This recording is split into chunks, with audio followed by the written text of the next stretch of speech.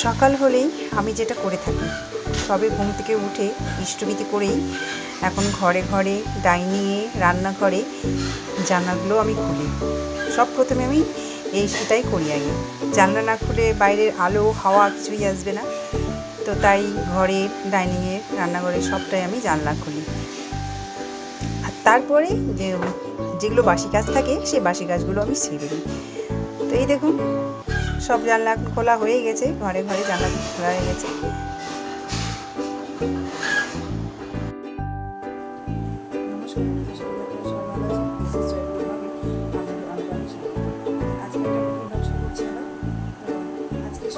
সকাল হচ্ছে, আজকে এখন বাজে হচ্ছে 6:30, আর ঘুম থেকে উঠেছি 4:30টায়।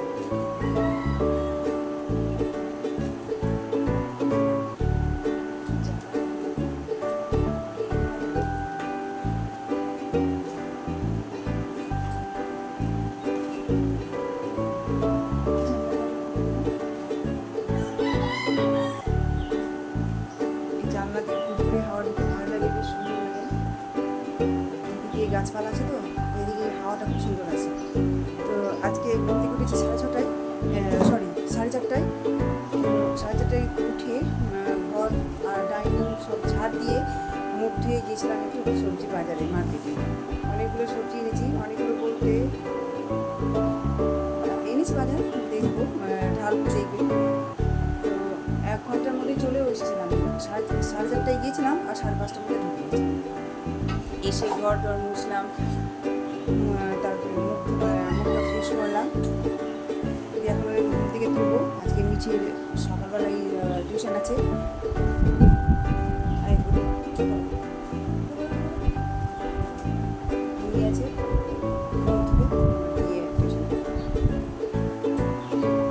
চলুন কি বাজার এনেছি আশা তখন দেখে দাও। এই যে বাজার থেকে এতগুলো বাজার আনলাম, পাইকারি মার্কেট তো ওই জন্য না তো হাফ কিলো আর না তো 2.5 কিলো করে নিতে হবে। তো আম নিয়ে এসেছি অনেকগুলোই, 10-15 কিলো মতো আম হবে। পটল, ভেন্ডি, ঝাল কুমড়ো সব এনেছি এখন বাজার থেকে। তো সময় পেলাম না, না তো আরও কিছু নিতাম। তো এগুলো সব এখন ক্যারি ব্যাগের মধ্যে ফ্রিজে ভরে রেখে দেবো। এখানে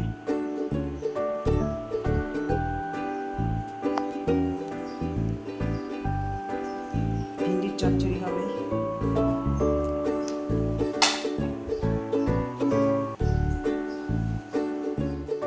তো সকালবেলা যে বাজারে গিয়েছিলাম সবজি মার্কেটে, তো এই আলু ভিন্ডি, পটল, আম, চাল কুমড়ো এসব নিয়ে এসেছি।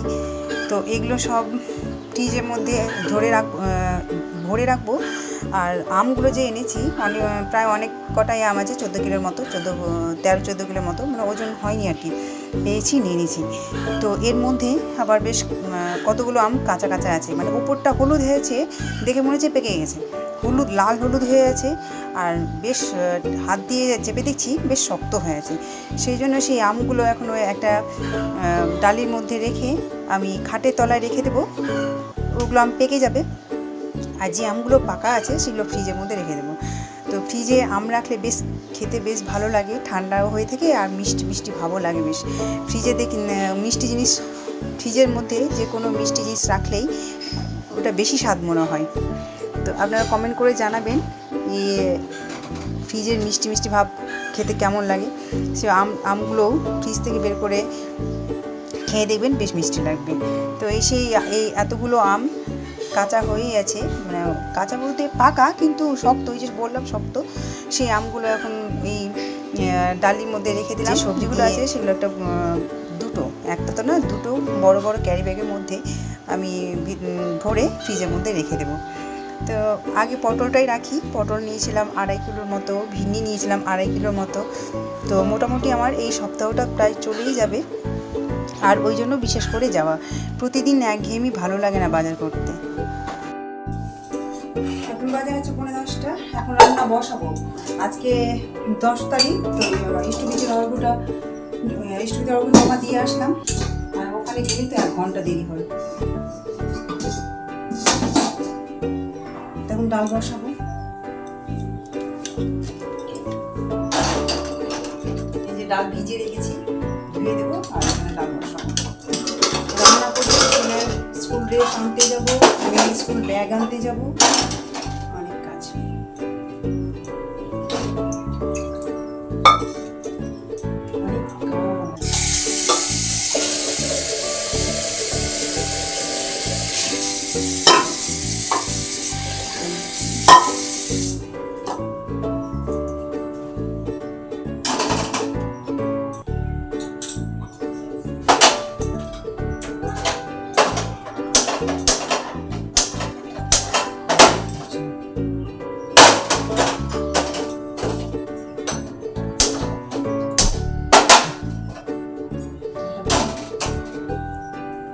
লবণ দিই জলের মধ্যে, ডাল সিদ্ধ হতে।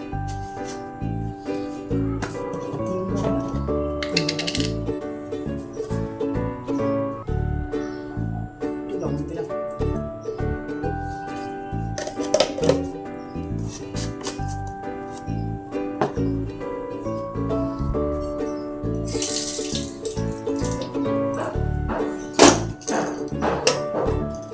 জল গরম হোক ততক্ষণ, তারপরে হচ্ছে চাটা ধুয়ে দেবো।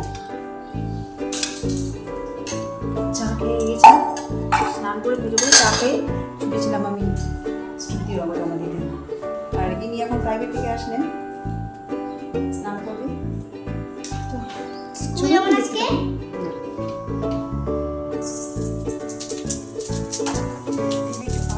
দিলাম আজকে দেবো হচ্ছে সবজি, পটল, আলু, পটল,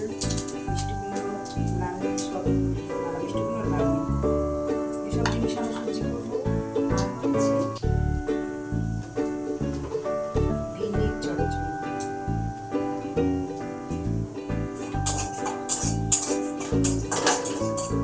এসব আমি রান্না করবো, রান্না বসানো।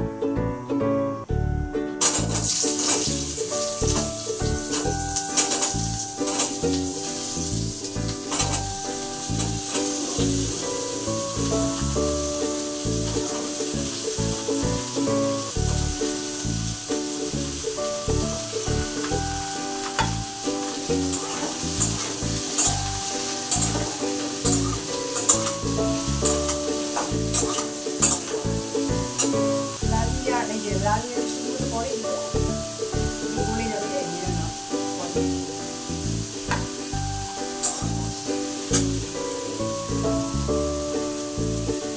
এইদিকে রান্না বান্না সেরেই চলে এসেছি ছেলের স্কুলের ড্রেস আর জুতো কিনতে, আর মেয়ের স্কুলের ব্যাগ কিনতে। আর আমারও পার্স ছিঁড়ে গেছে গতকালকে, তাই ভাবছি একটা পার্স নিব। তো ছেলের স্কুলের ড্রেস নেওয়া হলো, আর তারপরেই চলে এসেছি জুতোর দোকানে, এলিট দোকান, জুতোর দোকান।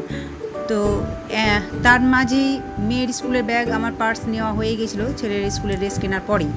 তো তারপরে এসেছি জুতোর দোকানে। স্কুল ইউনিফর্মের সাথে সাথে স্কুল কেসও লাগবে, সাদা জুতো আর কি, সাদা জুতো সাদা মুজো। তো এইদিকে জুতো বের করছে, আর আমার জন্য এখানে জুতো সারি সারি দেওয়া আছে, দেখছি যদি ভালো লাগে তো নেব। তো এখন আমরা সবাই খেতে বসেছি। ছেলের একটু শপিং নিয়ে গেছিলাম, ছেলের স্কুল ড্রেস কিনলাম, মেয়ের স্কুলের ব্যাগ কিনলাম, জানলার পর্দা এসব কিনলাম, আর স্কুল কেস কিনলাম। এই যে খেতে বসেছি। ভিন্ডির চচ্চড়ি, মিশানো সবজি, আর মুসুর ডাল, আর এদিকে আলু ভাজা আছে। আলু ভাজা সকালকারই ছিল, দুপুরে করিনি। এখন আমরা সবাই খেতে বসেছি। খাওয়ার পরে যে সব জিনিসগুলো কিনেছি সেগুলো আবার দেখাবো। এই যে আমরা খেতে বসেছি, প্রচণ্ড খিদে পেয়েছি। এখন বাজে হচ্ছে 4:45, 4:45 খেতে বসলাম।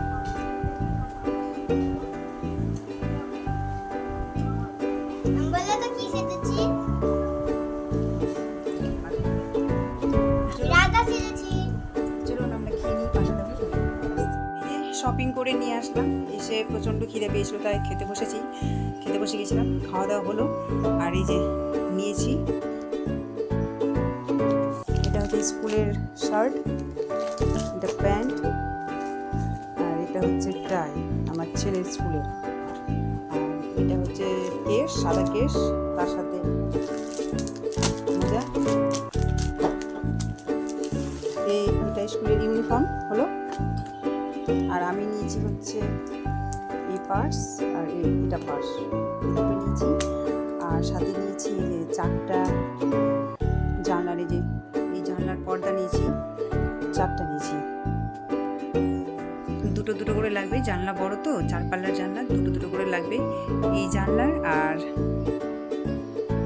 এই যে জানলা, পর্দা নিলাম 4টা একই কালারই নিলাম, আমাকে বললো একই কালারে নিলে ভালো লাগবে একটা ঘরের মধ্যে, তাই একটা এই কালারটাই নিলাম, এই কালারটাই নিলাম। আর হচ্ছে মেয়ের স্কুলের ব্যাগ, এই সব শপিং করতে করতে প্রায় অনেক টাকা খরচ হয়ে গেল, পুরোপুরি 2500-এর মতো খরচ হলো। যখন টাকা খরচ হয় তখন খুব হয়, একবারে খুব হয়। তো এই হচ্ছে শপিং। তো এই আমাকে যেটুকু বেতন দেই তার মধ্যে থেকে পুরো ভাড়া চালানো, সংসার চালানো, কেনাকাটা, সংসারের খরচ, যাবতীয় খরচ আমাকে ওই টাকার মধ্যেই করতে হয়। বেতন যতটা ততটা বেতন আমি হাতে পাই না, খুব সীমিতই পাই, সীমিতর মধ্যে দিয়ে আমাকে চলতে হয়। মধ্যবিত্ত পরিবারের বউদের অল্প খরচের মধ্যেও আমাকে টেনে টুনে চালাতে হয়, এইভাবেই চলতে হয় আমাকে। তো সারা মাসের খরচ তো একটাবার আছেই, সেটা আবার ভারী জিনিস তুলে নিয়েছি, মাসের বাজার, চাল সব কিছু কেনা হয়ে গেছে, শুধু গ্যাসটাই বাকি আছে। তো এইসব নিলাম এখন। তো ওই যেটুকু আমি হাতে, ওই যে বললাম যেটুকু হাতে বেতন পাই সেটুকুর মধ্যেই আমাকে চলতে হবে সারা মাস। আজকে মাসের হচ্ছে 10 তারিখ, এখন আরও 20টা দিন পড়ে আছে। যাই হোক, তো চলো পাশে থাকুন, সঙ্গে থাকুন। এই যে চা করলাম, লাল চা, সাথে 2 রকমের বিস্কিট, এটা মেরি বিস্কিট, এটা বাটার বিস্কিট। বাটার বিস্কিট হচ্ছে এই কারণে, যখন ইষ্টপতির অর্ঘ্য জমা দিতে গিয়েছিলাম তখন 2টো করে বিস্কিট আর একটা করে থানকুনি পাতা দেয়। বিস্কিটটা আমি খাইনি, থানকুনি পাতাটা খেয়েছিলাম। আর এদিকে হচ্ছে ঘর, আর এই ডাইনিংয়ের ক্লথটা আমি কিনেছি, এই ডাইনিং ক্লথটা কিনেছি, তখন আপনাদের দেখাতে ভুলে গেছি। তবে যখন আমি ব্লগ করলাম, তারপরে ব্লগ করে রাখলাম মোবাইল, তারপরে মনে পড়লো। তো যাই হোক, পেতে নিয়েছি, ভেবেছিলাম যে সন্ধ্যাবেলায় দেখাবে একেবারে। তা এখন দেখাচ্ছি এই যে এই ডাইনিং ক্লথটা কেমন হয়েছে প্লিজ একটু কমেন্ট করে জানাবেন। এই যে, আর আমার ঘরের মধ্যে একটা সুন্দর প্রজাপতি এসে বসেছে, দারুণ লাগছে, আপনাদেরকে সেটাও দেখাই। এই যে আমার ঘরে একটা প্রজাপতি এসে বসেছে, দারুণ লাগছে, তাই না? আজ 3 দিন থেকে ঘরের ডাইনিংয়ে ছিল, আজকে আবার ঘরের মধ্যে ঢুকে পড়েছে, বেশ সুন্দর একটা লাগছে দেখতে, ঘড়ির পাশে। দেখে মনে হচ্ছে কেনা প্রজাপতি লাগায় না, সে ঠিক সেরকম। এই যে একটু কাছে থেকে গিয়ে দেখাই, এই যে বেশি কাছে যাবো না, না তো উড়ে চলে যাবে, থাক, দেখতে ভালো লাগছে, ঘরের মধ্যে আছে, থাক। আর এইদিকে ওকে পড়তে বসেছে বিকেল 4টা থেকেই, খাওয়া দাওয়ার পর থেকেই, তো পড়াই হয় না, এত লেজি একটা মেয়ে, প্রচণ্ড একটু লেজি, ধীরে ধীরে পড়া করে। আমাকে কিন্তু প্রজাপতিটা বেশ ভালো লাগছে। তো চলুন আমরা একটু চা খাই, পাশে থাকুন। আবার এখন বাজে হচ্ছে পুরোপুরি রাত 8টা, আমি ভাত বসিয়ে দিলাম, আমার বড় চলে আসবে ডিউটি থেকে, গরম গরম ভাত খাবে। আর এই যে দিনের তরকারি ডালটা সবিয়েছে, শুধু ভাতই খাবে। আর এইদিকে সারাদিনই আমার মেয়ে জামা কাপড়গুলো অগোছালো করে রাখে, আর আমি ভাঁজ করতে থাকি। আবার করে রেখেছে এই যে এখানে একটা প্যান্ট, গেঞ্জি, সবটাই সারাটা দিন যেটা পরবে ফেলে ফেলে রেখে দেবে, আর আমাকে গোছগাছ করতে হবে। এই ব্লগটা আমি এখানেই শেষ করছি। আপনারা ভালো থাকবেন, সুস্থ থাকবেন। এই ব্লগটা যদি ভালো লেগে থাকে তাহলে লাইক, একটা কমেন্ট, একটা শেয়ার করে দেবেন, আর একটু সাবস্ক্রাইব করে দেবেন।